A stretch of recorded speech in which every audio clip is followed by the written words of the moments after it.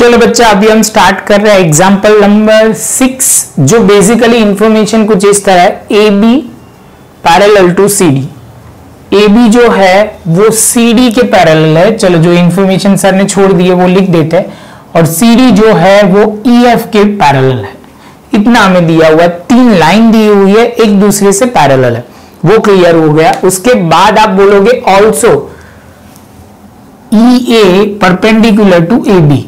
E A perpendicular on A B, कहने का मतलब ये जो एंगल है वो 90 डिग्री दिया हुआ है। परपेंडिकुलर जब भी वर्ड आएगा राइट एंगल बोला जाएगा।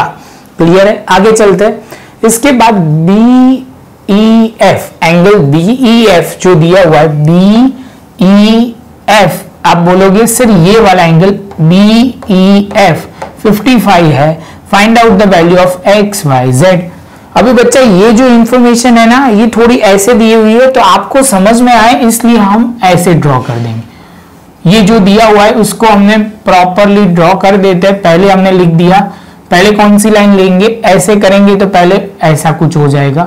तो आप बोलोगे सर सबसे पहले हम स्टार्ट करते हैं, ए से लिखते हैं, सी ई लिखते हैं, उसके बाद दूसरी जो है वो सी डी है और इसके बाद ई एफ है। ये तीनों लाइन ड्रॉ कर दी बच्चा। इसके बाद आप बोलोगे सर यहां से सीधा ए से स्टार्ट करो, तो ए से ई, और बाद में आप बोलोगे सर यहां ले लो। अभी प्रॉपर आ गया। तो बच्चा ये कुछ हमने इस तरह ड्रॉ कर दिया। यहाँ पे 90 डिग्री लिख दिया। यहाँ पे आप बोलोगे ई की जगह आप बोलोगे सर ई जो है वो 55 है, यहाँ पे y है, यहाँ पे x है, और कोई z रह रहा है तो यहाँ पे z है। चलो बच्चा, तो अभी यहाँ पे तो आपको वो क्लियर कर देना है, वो पॉइंट बहुत इंपॉर्टेंट। पहले गिवन में जो है वो लिख देते हैं। गिवन जो है वो लिख देंगे A B parallel to C D and C D parallel to E F. If आप वो आगे लिख लेंगे। उसके बाद एंगल जो यहाँ पे दिया हुआ है वो कौन सा है, तो आप बोलोगे सर एंगल जो 90 डिग्री वाला है बी ए ई। बी ए ई 90 डिग्री है, और कई बच्चे लिखेंगे बी ए सी तो भी 90 होगा। ध्यान में रखना, आगे पीछे होता है तो कोई टेंशन की बात नहीं है, ध्यान वही रखना है। जैसे ये पॉइंट होता है तो उसके बाद बच्चा बी ई एफ दिया हुआ है 55। अभी सबसे पहले हमें ये तो दिया हुआ है बी ई जो है ई एफ है वो सी डी के पैरेलल है, तो हम सबसे पहले ये लिख लेते हैं। फाइंड आउट लिखना है तो लिख लेते हैं, find out X Y Z. ये सिंपल है।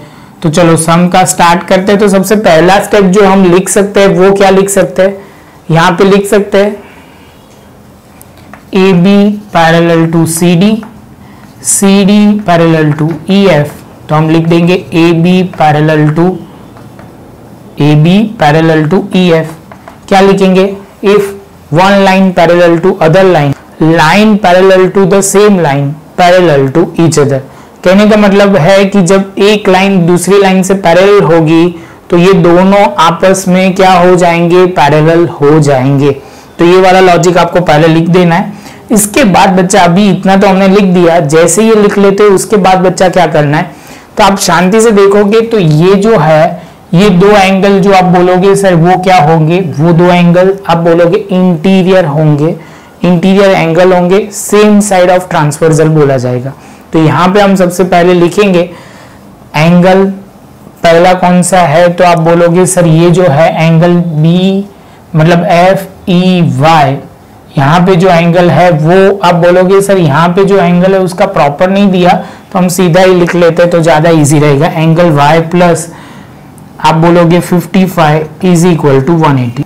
तो आप बोलोगे सर ये लॉजिक क्या होगा, इंटीरियर एंगल, तो आप बोलोगे interior angle on the same side of a transversal are supplementary. वो लॉजिक आपको क्लियर करना है, वो सिंपल है। ऐसे जब होते हैं ये दोनों एंगल का टोटल 180 होता है, वो आपको क्लियर करना है। जैसे ये हो जाता है तो आप बोलोगे y is equal to 180 minus 55। तो आप बोलोगे सर ये हो जाएगा 50, तो ये 50, तो ये हो जाएंगे 125। क्लियर है, 125 हो जाएगा, जिससे आपका पॉइंट एक क्लियर y मिल गया। जैसे y मिल जाता है तो दूसरा पॉइंट ये y है तो ये x है, तो हम लिख सकते हैं एंगल x मतलब x is equal to y। क्यों बच्चा? तो आप बोलोगे सर देखो ये दोनों जो है वो कॉरस्पॉन्डिंग एंगल है, तो आपको लिखना है तो वो ध्यान में लिख दो, कॉरस्पॉन्डिंग एंगल ऑलवेज क्या होता है? इक्वल होता है। क्लियर?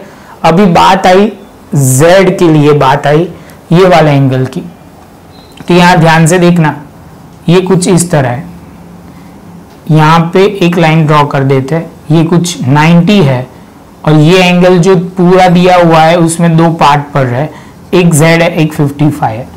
कहने का मतलब वो बहुत वापिस वही लॉजिक हम अप्लाई कर रहे हैं, को interior angle on the same side of a transversal are 180, जिनका टोटल कितना होगा बच्चा? 180 हो जाएगा। कहने का मतलब बहुत सिंपल है, ये ट्रांसवर्सल क्या है तो आप बोलोगे AE, और ये जो सेम साइड है मतलब ये एंगल को हमने वो क्या किया, पूरे एंगल का टोटल कितना हो जाएगा?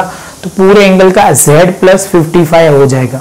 तो हम लिखेंगे बच्चा, यहाँ पे हम एंगल चाहे तो लिख सकते हैं, इसलिए हम डायरेक्ट नहीं लिखेंगे, यहाँ पे लिखेंगे BAC, BAE लिखो सीधा, और दूसरा ये एंगल मुझे लिखना है, तो आप बोलोगे सर सिंपल सी बात है, E पहले FEA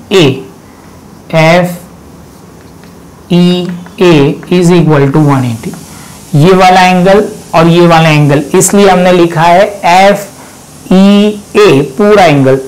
समझ में आ रहा है बच्चा? ये जो एंगल है ये वाले की बात हो रही है, पूरा AB पैरेलल टू आपको लिखना है, यहाँ पे लिखना है तो लिख सकते हो as AB parallel to EF। हमने पहले लिख दिया है तो कोई प्रॉब्लम नहीं है, सीधा हमें दो ही लाइन पे फोकस करना है, ये है ही नहीं वो ऐसे सोचो, ये A है, ये E है, ये F है, ये B है, इसका यूज करके ही आपको करना है कैलकुलेशन, तो आप कर सकते हो। जैसे लिखेंगे तो यहाँ पे आप बोलोगे सर पहले लिख दो 90, और ये एंगल जो बटा हुआ है वो z प्लस 55 से डिवाइड हुआ है, दो मतलब इसके अंदर z भी और 55। आप बोलोगे सर यहाँ टोटल होगा z और यहाँ पे 90, तो आप बोलोगे 145 और ये 180, z इज इक्वल टू, तो इसका हम करेंगे तो कितना हो जाएगा? तो आप बोलोगे 180 माइनस 145, तो 5 और बाकी बोलेंगे 30, तो 35 हमारा एंगल होगा z का। आई होप बच्चा आपको समझ में आया होगा, थोड़ा तो टफ ऐसे लगेगा क्योंकि बहुत सारे अलग अलग एंगल से समझाना, लॉजिक क्लियर करना थोड़ा इंपॉर्टेंट है, तो प्रॉपर नोटबुक में लिख लो बच्चा। इसके बाद हम आगे जाएंगे नए एक पॉइंट की ओर। सिंपल है लॉजिक क्लियर करना कि ये जो है वो आपको सिंपल समझाने के लिए ऐसा किया है, आप अपने हिसाब से डायरेक्टली कर सकते हो। समझ में आ रहा है बच्चा? और थोड़ी प्रैक्टिस करना, ये सम फिर से एक बार करोगे तभी जाके आपका होगा, तो प्रॉपर नोटबुक में लिख लो बच्चा। मिलता है नेक्स्ट लेक्चर में नए एक सम के साथ।